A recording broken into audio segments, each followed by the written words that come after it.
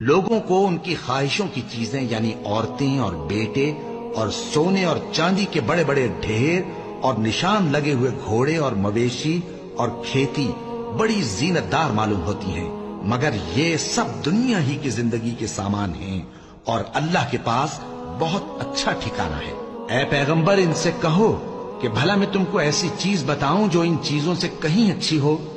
سنو،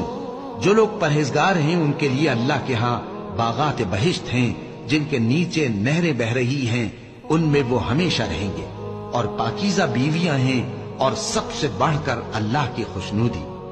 اور اللہ اپنے سب بندوں کو دیکھ رہا ہے جو اللہ سے التجا کرتے ہیں کہ اے پروردگار، ہم ایمان لے آئے سو ہم کو ہمارے گناہ معاف فرما اور ہم کو دوزخ کے عذاب سے محفوظ رکھ۔ یہ وہ لوگ ہیں جو مشکلات میں صبر کرتے اور سچ بولتے اور عبادت میں لگے رہتے اور نیکی میں خرچ کرتے اور اوقات سحر میں گناہوں کی معافی مانگا کرتے ہیں۔